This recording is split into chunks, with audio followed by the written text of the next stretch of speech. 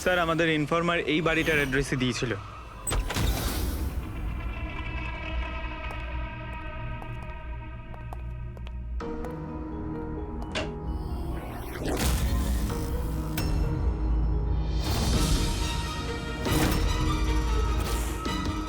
দেখো একটু।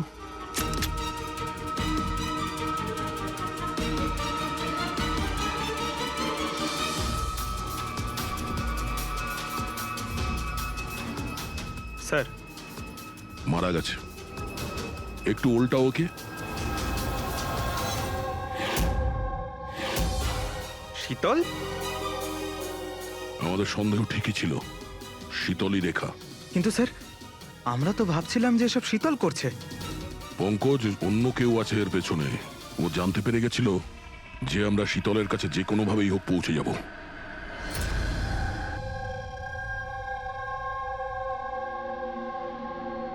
সারিকা, এর ঘাড়ের পেছনের দিকে এইখানে ক্ষত আছে। এইখানে ক্ষত মানে হচ্ছে যে খুনি ওর পেছনের দিকে দাঁড়িয়েছিল। দেখো, এইখানে ছুরির ক্ষতটা আছে। তবে খুনিকে পেছনের দিকে দাঁড়িয়ে থাকতে হবে, তবেই এই আঘাতটা করতে পারবে, রাইট? হ্যাঁ স্যার, আর আমার মনে হয় ও হয়তো খুনিকে চিনতো, কারণ এই ক্ষতটা ছাড়া সারা শরীরে আর কোনো আঘাতের চিহ্ন খুঁজেই পাইনি। রাইট রাইট, সেটাও হতে পারে। তবে একটা কথা ঠিক, ও খুনিকে চিনতো বা চিনতো না, তবে একটা কথা ঠিক যে খুনি ওর পেছনে খুব কাছেই দাঁড়িয়েছিল। দেখো, এত জোরের সঙ্গে এই ছুরিটাকে ব্যবহার করা হয়েছিল যে খুব কাছেই দাঁড়িয়ে থাকতে হবে, তবেই জোরে মারতে পারবে। আর একটা কথা, এই যে ক্ষতটা আছে সেটা বলছে যে কেউ নিজের বাঁ হাতটা ব্যবহার করেছিল, কারণ যদি ডান হাত দিয়ে ছুরিটা মারা হতো তাহলে ক্ষতটা এই অ্যাঙ্গেলে হতো না। রাইট। এক্ষেত্রে বাঁ হাতটা ব্যবহার করা হয়েছে। হ্যাঁ স্যার, তার মানে খুনি ডেফিনেটলি লেফট হ্যান্ডেড, তাই তো? একদম, এই খুনি লেফটি। আর দেখো, আরেকটা কথা, এত জোর দিয়ে এটা ব্যবহার করা হয়েছে। সাপোজ ধরো কোনো ডান হাতি লোক বাঁ হাতে ছুরিটা নিয়ে ব্যবহার করলে তাহলে এত জোরে আঘাতটা করা সম্ভব নয়। এটা সেই করতে পারে যে বাস্তবে একজন লেফটি নেটা। রাইট। খুনি একজন লেফটি, এটা একটা বড় ক্লু। এবার বলে দিও নাকে জনাব এসিপি সাহেবকে। আগে হ্যাঁ, প্রদ্যুম্ন সাহেব। হ্যাঁ বলো শালুকে, বলো। একটা বড় ক্লু পেয়েছি। যে ব্যক্তি এই ছুরিটা ব্যবহার করেছে সে আসলে লেফট হ্যান্ডার।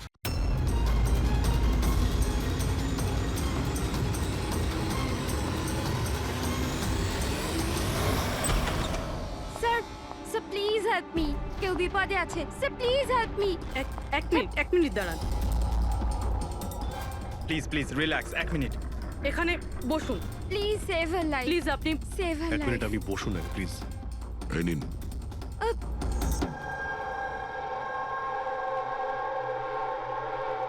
হ্যাঁ বলুন। স্যার, স্যার আমি মেন্টাল হেলথ ফাউন্ডেশনের সুইসাইড হেল্পলাইনের ভলান্টিয়ার। আচ্ছা, যারা ডিপ্রেশনে থাকে বা সুইসাইড করার চেষ্টা করে তাদের কাউন্সেলিং করি। একটা মেয়ে, কি প্রবলেম কি ছিল ওর? Domestic violence sir. স্যার ওই মেয়েটা বলছিল যে ওর স্বামী ওকে নেশা করে ওকে যা তা গালাগালি দেয়, ওকে মারধর করে, আবার ওকে ভয়ও দেখায় যে ওকে প্রাণে মেরে দেবে, আর তাও কিনা ওর সার্ভিস পিস্তল দিয়ে। সার্ভিস পিস্তল? আচ্ছা, আপনি কি করে জানলেন যে ওর কাছে যে পিস্তল আছে সেটা সার্ভিস পিস্তল? স্যার এই ওয়ার্ড ওই মেয়েটাই ইউজ করেছিল, সার্ভিস পিস্তল। স্যার কোনো আর্মির বা পুলিশের লোক হবে। তা আপনি ওনাকে বললেন না যে পুলিশে কমপ্লেন করতে গিয়ে? বলেছিলাম আমি ওকে, হাসতে থাকলো, বললো পুলিশ ওকে কোনোভাবেই হেল্প করতে পারে না। আজ ও সুইসাইড করতে চলেছে। ওর পেটে 7 মাসের বাচ্চাও আছে। মাই গড। একটু আগেই ও কল করেছিল আমাকে। হ্যালো হ্যালো দিদি, দিদি আমি বলছি। হ্যাঁ, কেমন আছো তুমি? দিদি, আমি অনেক কষ্ট সহ্য করেছি, এবার আমি ডিসিশন নিয়ে নিয়েছি। এবার আমি আর ডিসিশন চেঞ্জ করব না। আমার কথা শোনো। তুমি তুমি এরকম কিচ্ছু করবে না, শুনছো তুমি? আজ আমার সাধের অনুষ্ঠান, আর তুমি তো জানোই সমস্ত রিলেটিভ কিছুক্ষণ বাদেই বাস ধরে সীতারা চলে যাবে, আর এই বাড়িতে আমি একদম একলা থেকে যাব ওই জানোয়ারটার সাথে। তুমি এসব কিচ্ছু করবে না, আমি তোমাকে আগেও বলেছিলাম না? প্লিজ তুমি পুলিশের কাছে যাও, পুলিশ উইল হেল্প ইউ। দিদি, তুমি তো জানো আমি পুলিশের কাছে যেতে পারবো না। আরে তুমি তোমার বাচ্চাটার কথা ভাবো। আরে তোমার পেটে একটা বাচ্চা আছে। ওর কথাই ভাবছি দিদি। আজ যদি নিজের সিদ্ধান্ত বদলে ফেলি, তাহলে 2 মাস পরে আমি নিজের সন্তানকে কোন সমাজে জন্ম দেব বলো? আমি ওকে এমন পিতা দিতে পারি না।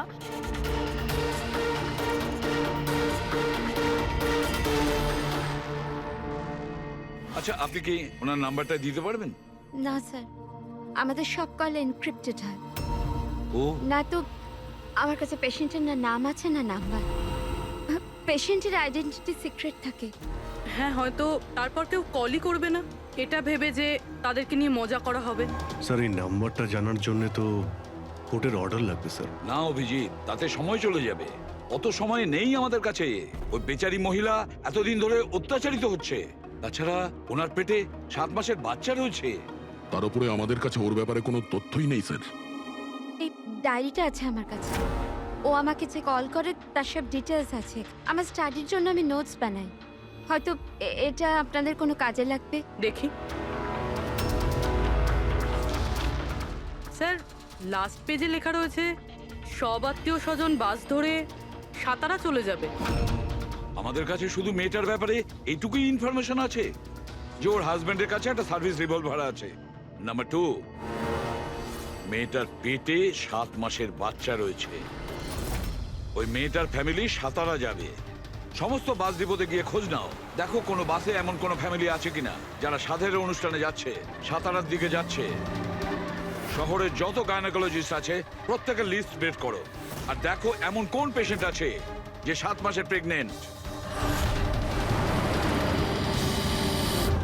স্যার, এটাই শেষ বাস ডিপো যেখান থেকে সাতারার বাস যায়।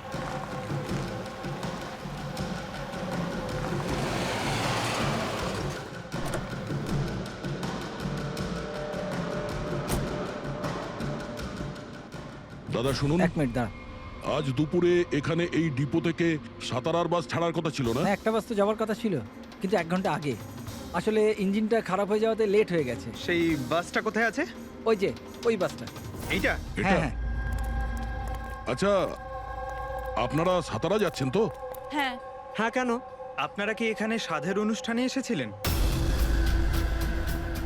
হ্যাঁ, কিন্তু আপনারা কারা? দেখো, আমরা সিআইডি থেকে আসছি। এই 7 টাকার ছিল। আমার আত্মীয় নয়নার, কিন্তু কি হয়েছে? এই নয়না কোথায় থাকে? ওর ঘরের অ্যাড্রেসটা দাও তো। B200 Shantinibas Versova. Thank you, thank you. হ্যাঁ দয়া। এই ডিপোতে একটা ফ্যামিলি পাওয়া গেছে। হ্যাঁ, ওরই ফ্যামিলি। আর মেয়েটার নাম হলো নয়না। ঠিকানা হলো B200 শান্তিনিবাস বার্সোবা। আচ্ছা, তাই নাকি? ভাই গাইনোকোলজিস্ট আমাদের এই অ্যাড্রেসে দিয়েছেন। তুমি ওখানে পৌঁছো, আমরা ওখানেই যাচ্ছি। ঠিক আছে, আমরা পৌঁছাচ্ছি। ওকে। বার্সোবা।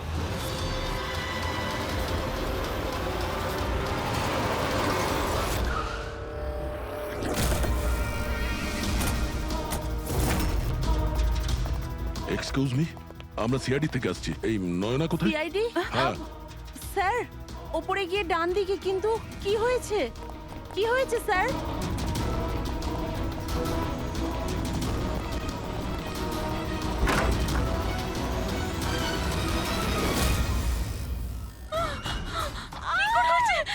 প্লিজ সামলান নিজেদের আপনারা। কি করছেন কি? শান্ত হন আপনারা। এটা কি হয়ে গেল?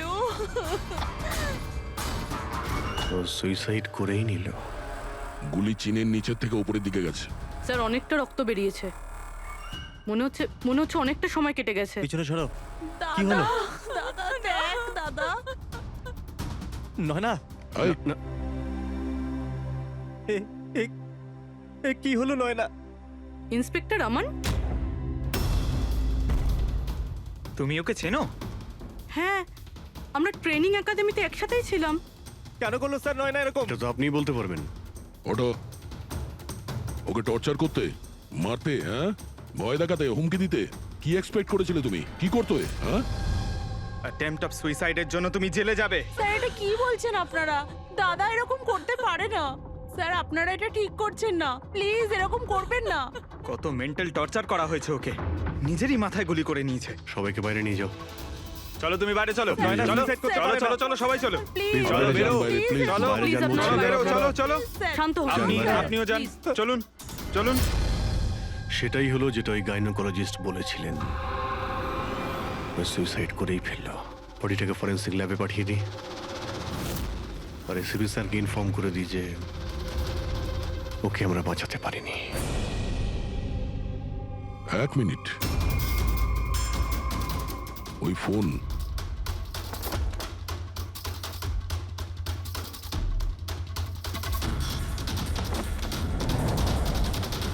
কিন্তু কোথায় যেতে পারে? আচ্ছা, ওনার ফোন কি কেউ দেখেছেন কোথাও? আপনি জানেন? কেউ দেখেছেন কি? হ্যাঁ, স্যার আমি ফোন করছি ওর নাম্বারে।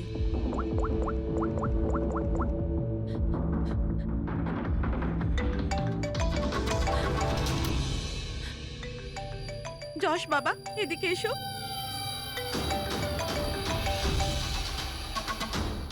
ফোন তোমার কাছে দাও।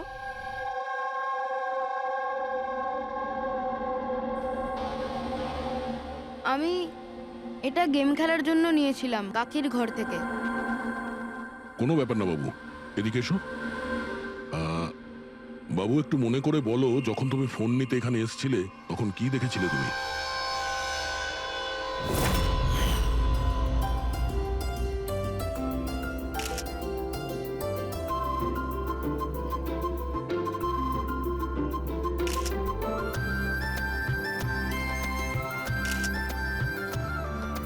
নয়না কত খুশি লাগছে তাই না? কাকি আমার সাথে মোবাইলে গেম খেলবে? গেম এখন? এখন তো এত লোকজন আছেন আর আমার ফোনটাও আমার ঘরেই পড়ে আছে, তো এখন তো খেলতে পারবো না, কিন্তু পরে খেললে হবে। হ্যাঁ। এখন না, তুমি গিয়ে ফ্রেন্ডসদের সাথে খেলো, ওকে? ঠিক আছে। যাও। আরে দাদা, বৌদির সাথে গিয়ে ফটো তুল না। হ্যাঁ আমি যাচ্ছি।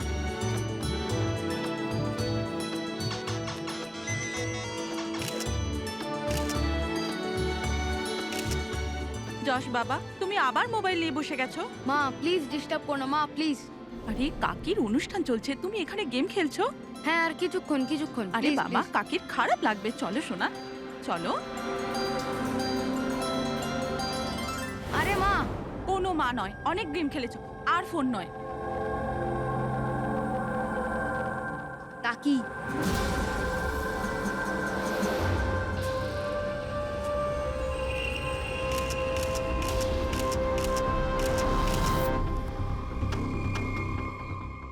কাকির ফোন কোথায় থাকতে পারে? হ্যাঁ,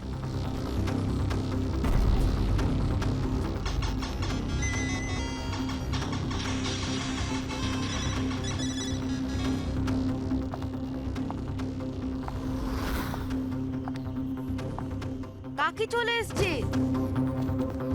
কিন্তু এরপর তুমি ফোনটা ফেরত কোথা থেকে পেলে? এখানে বাইরে পড়েছিল। থ্যাংক ইউ বাবু, তুমি আমাদের অনেক সাহায্য করলে।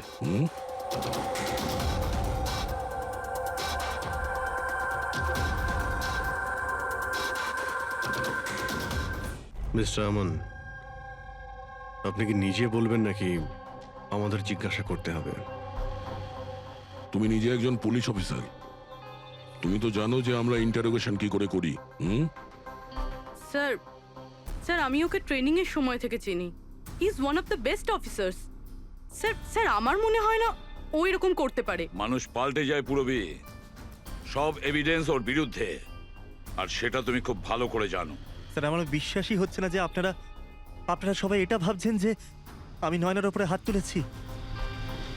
খুব ভালোবাসতাম স্যার আমি ওকে, ওর সন্তানের বাবা হতে চলেছিলাম স্যার আমি, আর আমি ওকে কি করে? হ্যাঁ, তুমি ওকে টর্চার করেছো, আর সেই জন্য বেচারি ডিপ্রেশনে চলে গেছিল। ভুল বুঝছেন স্যার আপনি, ও ডিপ্রেশনে ছিলই না, সবসময় ও হাসি খুশি থাকতো, সবসময় আনন্দে থাকতো। মানে ও সুইসাইড কি করে করতে পারে স্যার? আরে তাহলে সে মেন্টাল হেলথ ফাউন্ডেশনে বারবার ফোন কেন করতো? বিগত কয়েক মাসের মধ্যেই 10টা কল। আমার এই বিষয়ে কোনো আইডিয়া নেই। কল করে উনি হয়তো ডিলিট করে দিতেন, সেই জন্য হয়তো আপনার কোনো আইডিয়া নেই। স্যার দাদা এরকম করতে পারে না, ও তো নয়নাকে খুব ভালোবাসতো, আর নয়না তো খুশিই ছিল। যদি তোমার স্ত্রী খুশিই ছিল তাহলে ও হেল্পলাইন নাম্বারে ফোন করে কেন বলেছে যে তুমি ওকে টর্চার করো, ওকে ওকে মারো, ওকে ধাক্কা দাও? কেন আমান, উত্তর দাও।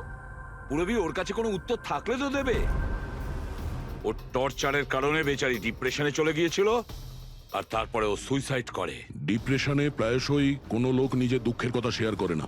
হতে পারে এর জন্যই নয়না যে কতটা প্রবলেমে ছিল কেউ কিছু জানতেই পারেনি। পুরবি, অ্যাটলিস্ট তুমি তো আমাকে বিশ্বাস করো। You know me well. Naina কখনো সুইসাইড করতে পারে না, কখনো সুইসাইড করবে না। ব্যাস, নিয়ে যাও একে। চলো। আপনি আমার কথাটা তো শুনুন, নয়না কখনো সুইসাইড করতে পারে না। চলো স্যার আমার কথাটা চলো, শুনুন স্যার, চলো। নয়না সুইসাইড করেনি। স্যার আমার কথাটা শুনুন স্যার একবার।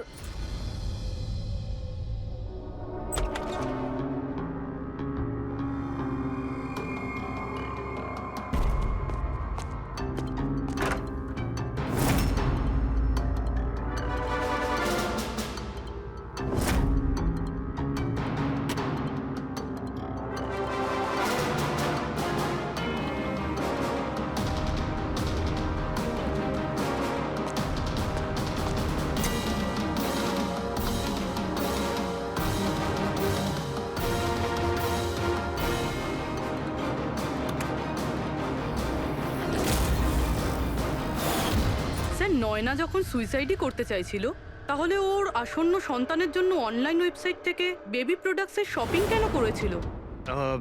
যাতে কারোর সন্দেহ না হয়। হতে পারে, কিন্তু স্যার আমার মনে হয় এটা একটু আশ্চর্য ব্যাপার স্যার। পুরো ব্যাপারটাই আশ্চর্য। তো আপনার মনে হচ্ছে যে আমার আর ভূমি এরা সত্যি বলছে? সেটা তো জানাই যাবে অভিজিৎ, কিন্তু তার আগে ওই 7 ভক্ষণ অনুষ্ঠানে নয়নার যত কাছের লোক ছিল ওদের সবাইকে ডাকো। নয়নার সাথে আপনার সম্পর্ক কেমন ছিল? হ্যাঁ স্যার, খুব ভালো ছিল, আর খুব ভালো মেয়ে ছিল, সব সময় খুশি থাকতো। তাহলে আপনারও কি মনে হয়েছে যে ওর সঙ্গে কোনো গন্ডগোল হচ্ছে বা কোনো সমস্যা হয়েছে? আমরা অনেক কথা বলতাম, কিন্তু কখনো মনে হয়নি যে ওর হাজবেন্ডের সাথে বা বিয়ে নিয়ে কোনো প্রবলেম ছিল। শোনো বাবা, তোমার তোমার কাকিমাকে কেমন লাগতো? ভালোবাসতেন তোমায়? হ্যাঁ, কাকি আমাদের বাচ্চাদের খুব ভালোবাসতো, আর আমাকেও খুব ভালোবাসতো। উনি ওনার ফোনে আমায় গেমও ইনস্টল করতে দিয়েছিল। আচ্ছা, কাকিমা কখনো তোমাকে এমন কোনো কথা বলেছিল যেমন ওনার তোমার কাকার সাথে কোনো ঝগড়া হয়েছে অথবা ঝামেলা হয়েছে, এরকম কিছু? না, কাকি প্রেগনেন্ট ছিল তো, তাই জন্য উনি তাড়াতাড়ি রেগে যেতেন। আর মাই আমায় বলেছিল যে আমি যেন ওনাকে বিরক্ত না করি। আচ্ছা, নয়নার ব্যবহারে আপনার মানে কোনো সন্দেহ হয়েছিল? না, একদমই না। ও তো খুব খুশি ছিল, পুজোতে ফাংশনে ডান্সও করেছিল। ইনফ্যাক্ট অনেক বেশি এক্সাইটেড ছিল নিজের ফটোশুট নিয়ে। আর কোনো ছবি আছে? স্যার নয়না যতগুলো ফটো সব এর মধ্যেই আছে। ঠিক আছে, এগুলো আমরা রেখে দিচ্ছি, এখন আপনি আসতে পারেন। Thank you very much. Thank you sir.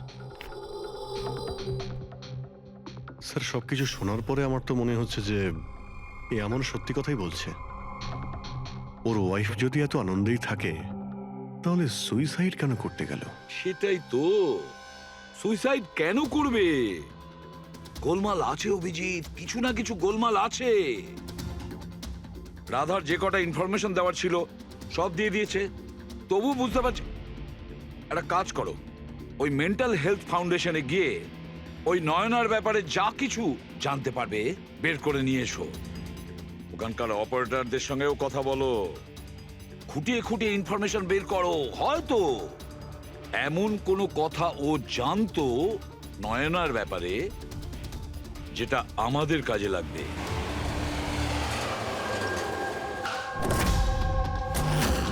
আমরা সিআইডি থেকে আসছি, আপনাকে কিছু জিজ্ঞাসাবাদ করব। এই নাম্বারটা থেকে আপনার ফাউন্ডেশনে একজন লেডি ফোন করতেন, উনি সুইসাইড করেছেন। এর পুরো ইনফরমেশন চাই আমাদের। কবে কল করেছিল, কতবার করেছিল, কখন করেছিল, পুরো ডিটেল। আমি এক্ষুনি চেক করছি।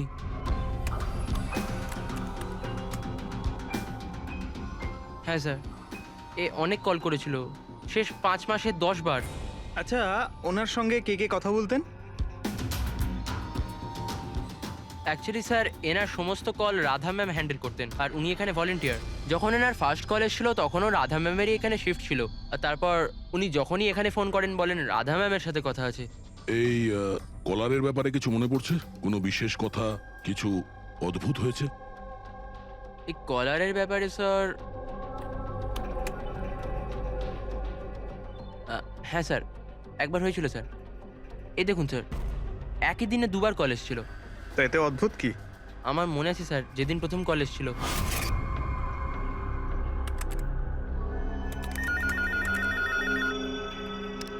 Hello, how may I help you? Hello, আমি রাধা ম্যাডামের সাথে কথা বলতে চাই। হ্যাঁ, শিওর। হ্যালো রাধা ম্যাম, আপনার জন্য কল। কিছুক্ষণ বাদে ওই নাম্বারটা থেকে আবার কল এসেছিল। Hello, how may I help you? Hello, আমি নয়না বলছি। আর কিছুক্ষণ আগে আমার নাম্বার থেকে আপনার কাছে কল এসেছিল, আর 7 মিনিট কথাও হয়েছে। আপনি প্লিজ আমাকে বলবেন আপনি কোথা থেকে বলছেন? ম্যাম, এটা মেন্টাল হেলথ ফাউন্ডেশনের হেল্পলাইন নাম্বার। আমরা সেই সমস্ত মানুষের হেল্প করি যারা ডিপ্রেশনে পড়ে সুইসাইড করার চেষ্টা করে। What? Suicide helpline? Yes ma'am. অন্য কলাররা স্যার নিজের নাম কখনোই বলে না, কিন্তু ইনি প্রথমে নিজে থেকেই বলে দিলেন। স্যার, নয়না নিজের নাম কখনো রাধাকে বলেনি, তাহলে ও হঠাৎ করে বলতে যাবে কেন? আমরা এই নম্বরের কল হিস্ট্রিটা চাই।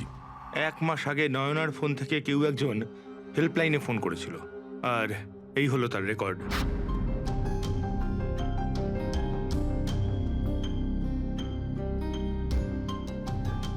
দশ তারিখ তো সেকেন্ড স্যাটারডে ছিল, তো তো কি হচ্ছে? কারণ সেকেন্ড আর ফোর্থ স্যাটারডে বাড়িতে ওর বন্ধুরা আসতো। মানে ওদের মধ্যে কেউ? এই এই দুটো কল তো দুপুরে দেখাচ্ছে। হ্যাঁ, ওর সমস্ত বন্ধুরা দুপুরেই আসতো। কতজন আসতো? তা প্রায় 8-10 জন। আচ্ছা, তুমি কি নয়নার সব বন্ধুদের চেনো? সবাইকে তো নয়, কিন্তু অনেককেই চিনতাম। আমার বোন ভূমিও আসতো। ভূমি, একটা কথা বল। গত মাসে যখন তুমি ওর বাড়িতে গিয়েছিলে দেখা করতে, তখন এমন কিছু হয়েছিল? মানে আমি বলতে চাইছি, অদ্ভুত কোনো ঘটনা বা সেরকম কিছু নিজেদের মধ্যে, বা কোনো খেলার সময় কিছু মনে আছে? না স্যার, এরকম তো কিছুই হয়নি। আমরা প্রতিবারের মতো যেমন খেলতাম সেরকমই খেলছিলাম। আর নয়না, ওকে দেখে কিছু কিছু ডাউট হয়েছিল? স্যার, নয়না তো খুশিই ছিল, ইনফ্যাক্ট মজা করছিল। হ্যাঁ, কিন্তু কিছুক্ষণ পর জানি না একদম সিরিয়াস হয়ে গেছিল, চিন্তিত লাগছিল। জানি না ওর কি হয়েছিল। 5151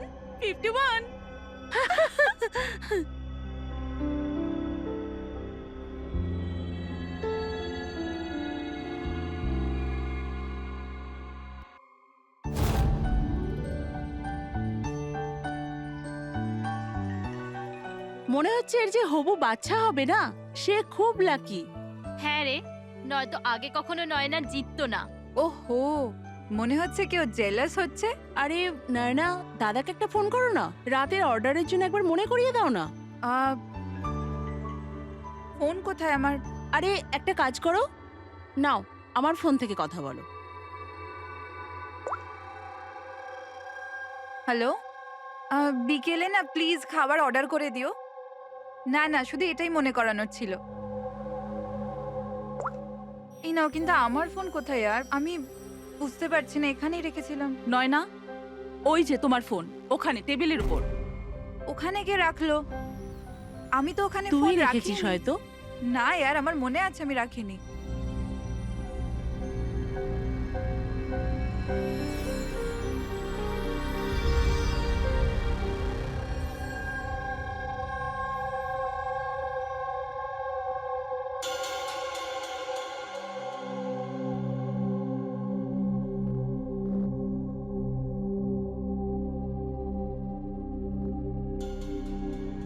কে কল করেছিল?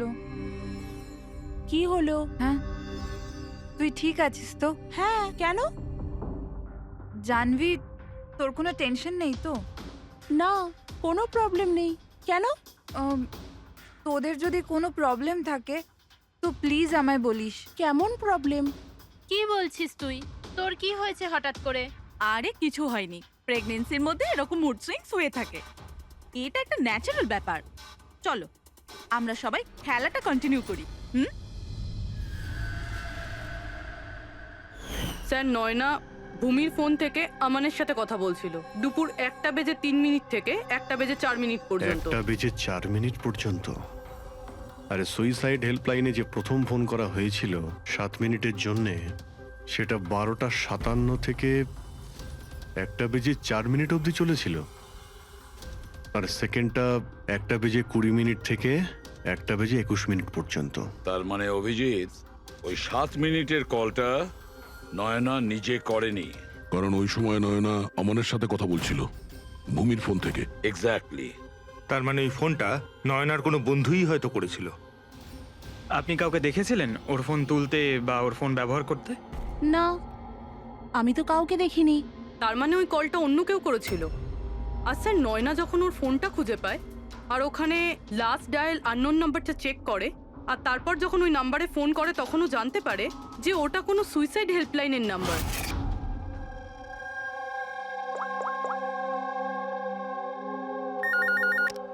Hello, how may I help you? Hello, আমি নয়না বলছি। কিছুক্ষণ আগে আমার নাম্বার থেকে আপনার কাছে কল এসেছিল আর 7 মিনিট কথাও হয়েছে। আপনি প্লিজ আমাকে বলবেন আপনি কোথা থেকে বলছেন? ম্যাম, এটা মেন্টাল হেলথ ফাউন্ডেশনের হেল্পলাইন নাম্বার। আমরা সেই সমস্ত মানুষের হেল্প করি যারা ডিপ্রেশনে পড়ে সুইসাইড করার চেষ্টা করে। হোয়াট? Suicide helpline? এটা জানতে পেরে ও চিন্তায় পড়ে যায় আর ভাবতে আরম্ভ করে সুইসাইড কে করতে চায়। স্যার, এই ফোন কলটা নয়না যদি না করে, তাহলে এটাও তো হতে পারে যে আগে যে সমস্ত কলগুলো করা হয়েছে সেটা নয়না করেনি, অন্য কেউ করেছে। ভূমি, তুমি ওই গেম খেলার সময় ডায়েরি রাখো তো? মানে স্কোর নোট করো তো প্রত্যেকটা খেলার? ব্যাস, ওই ডায়েরিটা আমার চাই। Okay sir. আর এই যে প্রত্যেক সেশনে 4টে নাম রয়েছে যারা সব সময় থাকে: ভূমি, পারুল, জাহ্নবী আর শীতল।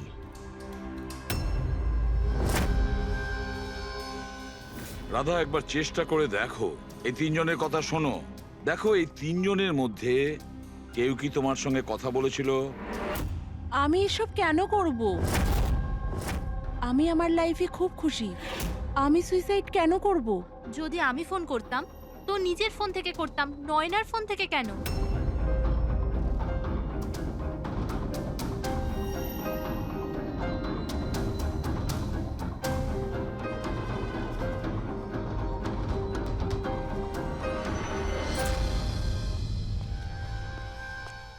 স্যার, স্যার, এই 3 জনের মধ্যে কারুর আওয়াজ নয়।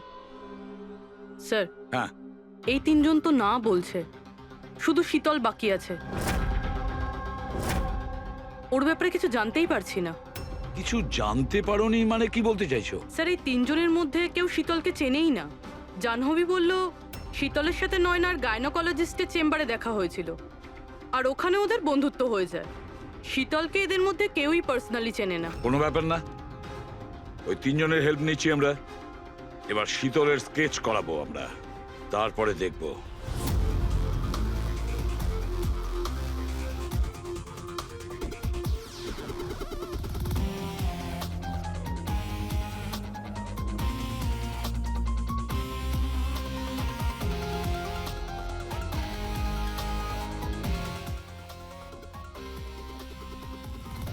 ডক্টর মিনা, এই স্কেচটা একটু মন দিয়ে দেখুন। আচ্ছা, এই মেয়েটা আপনার এখানে চিকিৎসা করাতে আসতো? I don't think so. আমার তো মনে পড়ছে না যে এরকম কোনো লেডি আমার কাছে কোনোদিন এসেছিল। কে ইনি? এর নাম শীতল। আমরা এটা বুঝতে পারি যে আপনার এখানে এত পেশেন্ট আসে যে এই সমস্ত পেশেন্টের নাম মনে রাখা তো মুশকিলের ব্যাপার। রাইট, বাট আমি আমার সব পেশেন্টদের পার্সোনালি চিনি। অ্যান্ড আই এম শিওর শীতল নামের কোনো পেশেন্ট আমার কোনোদিন ছিলই না। আচ্ছা, এই যে আপনার ক্লিনিকে সিসিটিভি ক্যামেরা লাগানো রয়েছে, এর ফুটেজ আমরা পেতে পারি? I don't think so, because ওটার স্টোরেজ ফুল হয়ে গেছিল, তাই আমাদের ডিলিট করতে হয়েছিল। ওকে। Anyway, thank you.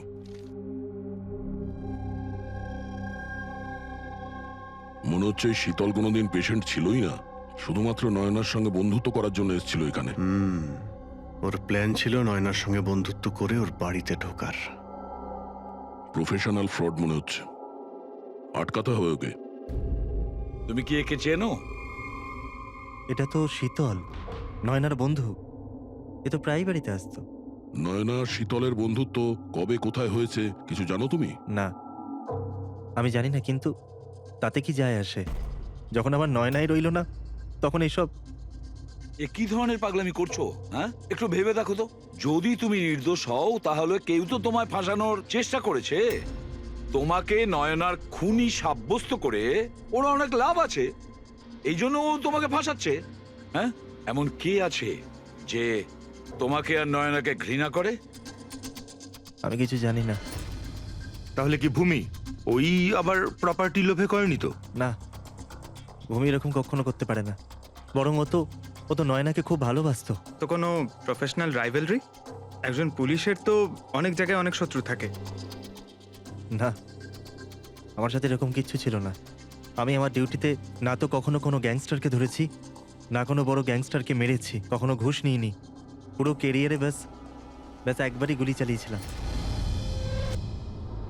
কার ওপরে? কাকে গুলি করেছিলে তুমি? ছোটখাটো ফ্রড ছিল স্যার, বিশেষ। ওকে অ্যারেস্ট করতে গেছিলাম, তখনই গুলি চলে গেছিল।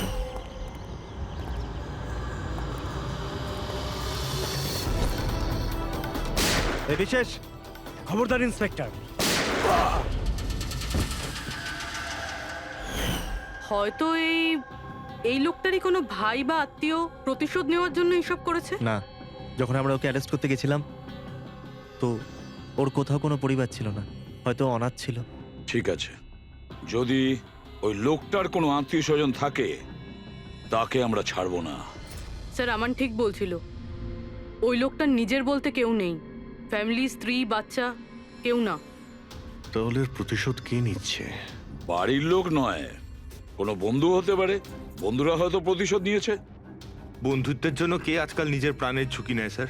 এসব তো শুধু গল্পের বইতেই দেখা যায়। নন্টে ফন্টে, হাবলু ঘাবলু, এখন এসব কোথায় স্যার? এটা কি? স্যার, একটা স্টোরেজ চুরির ঘটনায় বিশেষের সাথে আরও একটা নাম আছে, রেখা। রেখা? দুজনে মিলে অনেক চুরি করেছে। এদের ফটো দেয়নি কেন? স্যার, এরা তো ছদ্মবেশে চুরি করতো, হয়তো এই জন্যে। আর যখন বিশেষ মারা যায়, তখন হয়তো এই জুটিটা ভেঙে যায়, আর এই রেখা একা হয়ে যায়। রেখা? আমি জানি এই রেখা কে। স্যার, আমাদের ইনফর্মার এই বাড়িটার অ্যাড্রেসে দিয়েছিল।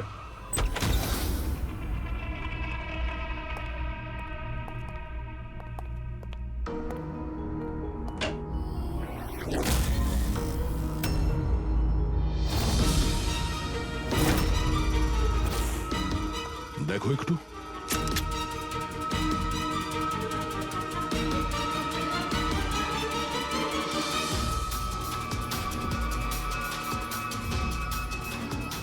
স্যার, মারা গেছে। একটু উল্টা ওকে। শীতল? আমাদের সন্দেহ ঠিকই ছিল, শীতলই রেখা। কিন্তু স্যার, আমরা তো ভাবছিলাম যে সব শীতল করছে।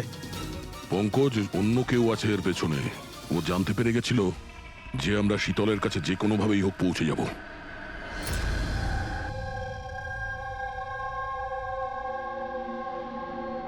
সারিকা, এর ঘাড়ের পেছনের দিকে এইখানে ক্ষত আছে।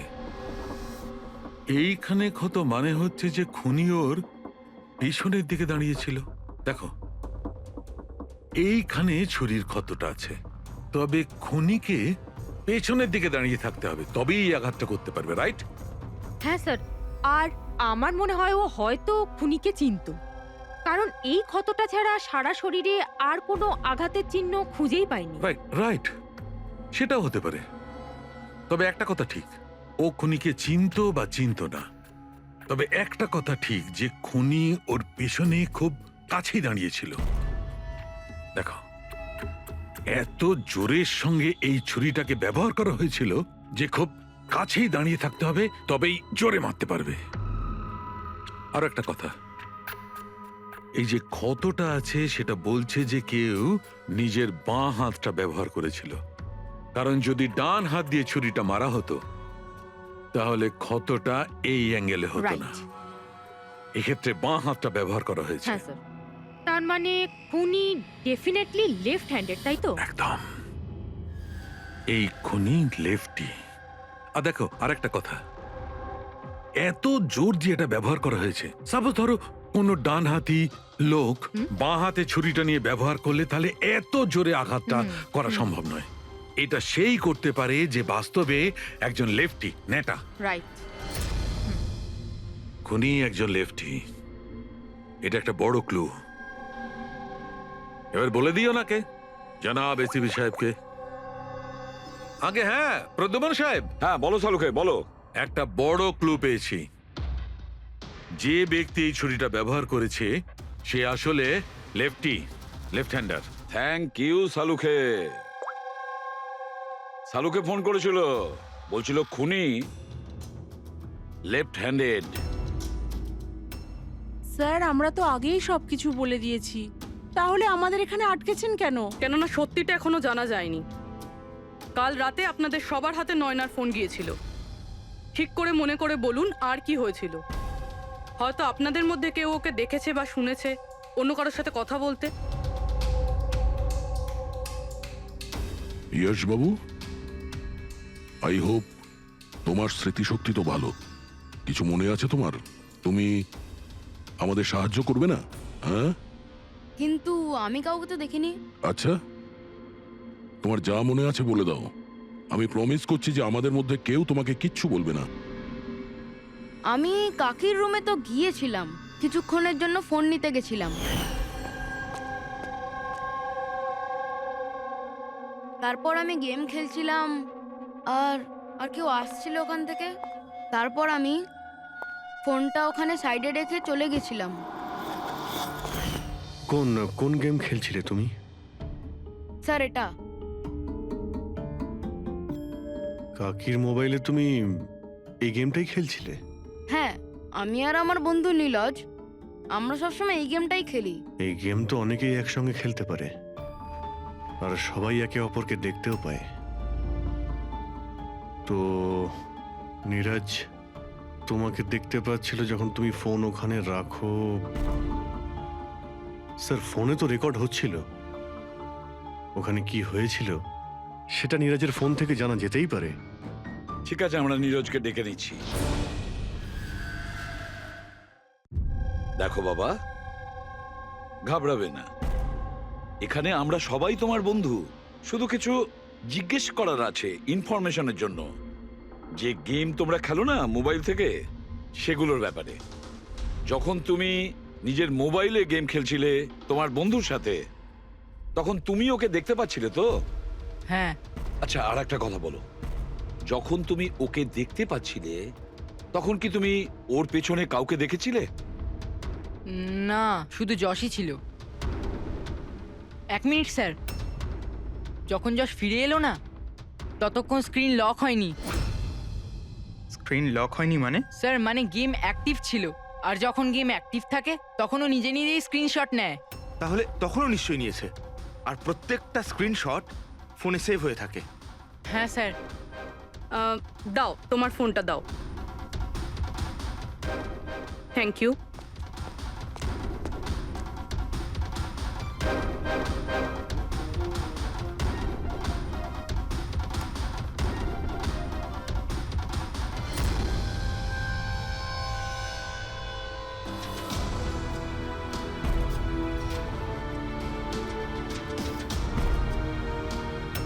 এটা কে? এটা এটা নয়না তো নয়। না, এটা নয়না নয়।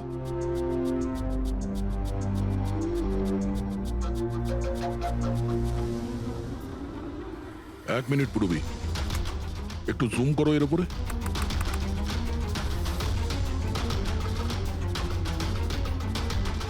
মেহেন্দি আর লেফট হ্যান্ডে এর হাতে মেহেন্দি এইভাবে কেন রয়েছে?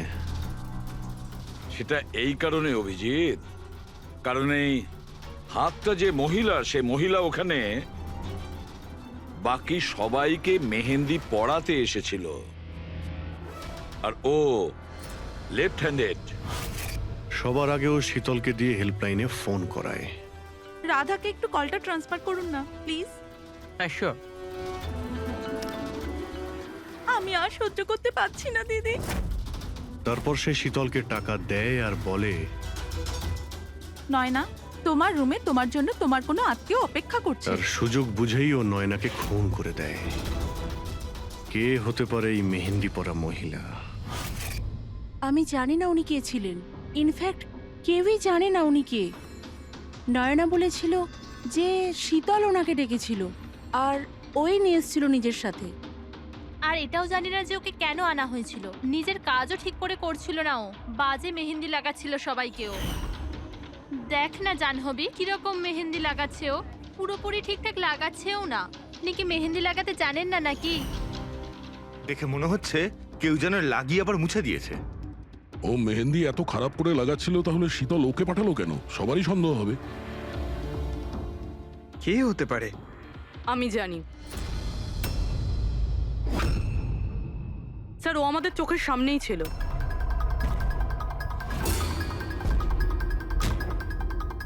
আর আমরা ওকে সন্দেহই করিনি।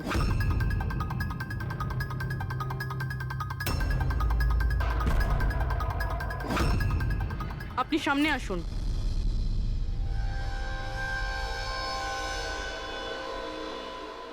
আপনার বাঁ হাতটা দেখান।